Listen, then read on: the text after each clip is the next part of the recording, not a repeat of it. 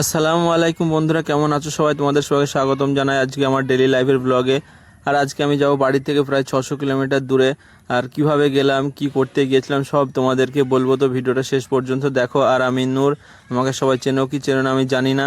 তো আজকে সব থেকে আমার লম্বা জার্নি হবে। আজকে আমি আগে প্রথমে কখনো এত দূর যাইনি। তো গিয়েছিলাম একটা গাড়ি সার্ভিসিং করতে, আমি আর আব্বা গিয়েছিলাম। সমস্ত জিনিসপত্র, রেঞ্জ তো সব কিছু নিয়ে নিয়েছি। আর আমাদের ট্রেনটা ছিল তিস্তা তোরসা কাটোয়া টু আলিপুরদুয়ার।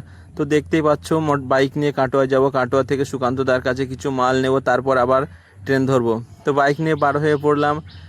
তো এতগুলো লাগেজ নিয়ে যাওয়া তো খুবই মুশকিল। রেঞ্জ ছিল, পাওয়ার গান ছিল, আরও দুটো ব্যাগ ছিল। তো কিছু দেরি না করে সোজা চলে আসলাম হিজুলি পেট্রোল পাম্পে। ওখানে এসে পেট্রোল নিয়ে নিলাম, যেহেতু বাইকে পেট্রোল ছিল না। আর সেদিন যা গরম, কি বলবো, বাপরে বাপ। ঘাটে এসে তো গরমে আর খানিক দাঁড়ালে হয়তো, নৌকাটা দাঁড়ালে হার্ট অ্যাটাক হয়ে যেত। তো সুকান্তদার কাজ চলে আসলাম। ওখানে মোটামুটি কিছু টাকার মাল নিয়ে নিলাম, যেহেতু গাড়ি খুলতে আসলে পারে হয়তো কিছু মাল নাও পেতে পারি। বলছিল তো আর পাওয়া যাবে না। তো কাটোয়া স্টেশনে চলে এসেছি। দেখো, আর একটু হলে হয়তো ট্রেনটাই মিস হয়ে যেত। আমাদের লাগেজগুলো দেখতে পেলে, প্রচুর লাগেজ।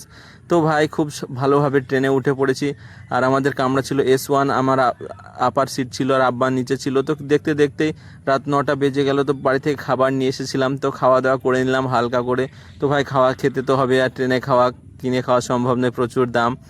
তো রুটি নিয়ে এসেছিলাম, খুব ভালোভাবে খেয়ে নিলাম। তো ভাই আমার আপার সিটে ছিল, তো আমি ঘুমিয়ে পড়ছিলাম। তো ঘুমিয়ে পড়ার পর দেখি খুব তাড়াতাড়ি আলিপুরদুয়ারে চলে এসেছে। তো কোনো অসুবিধা হয়নি, খুব সাবধানে এসেছিলাম। আর সব থেকে বড় কষ্ট যেটা ভাই, অতগুলো রেঞ্জ আর পার্স মাল বয়ে নিয়ে আসা, একদম হাত তো ব্যথায় খুলে যাচ্ছে, কি বলবো। তো আব্বা ছিল সঙ্গে, খুব একটা কষ্ট হয়নি। আব্বাও নিয়েছিল, আমিও ব্যাগ নিয়েছিলাম। তো কিছুক্ষণ অপেক্ষা করার পরই চলে এসছে ভাই, গাড়ির ওনার হলো, ইনি গাড়ির ওনার। তো ভাই আমাদেরকে বাইক নিয়ে নিতে এসেছিলো। তো আব্বা টোটোতে গেল, আমি আর ভাই বাইকে যাচ্ছি। তো এদিকের ওয়েদারটা, আবহাওয়া খুব সুন্দর, চারিদিকে গাছপালা। আর এখানকার সবথেকে ভালো জিনিস হলো এখানে সব কর্কেটের ঘর। কিছুক্ষণের মধ্যেই গাড়ির কাছে চলে এসেছি, চেঞ্জও করে নিয়েছি। তো ফ্রেন্ডস, তোমাদের সঙ্গে দেখা হচ্ছে আবার পরবর্তী ভিডিওতে।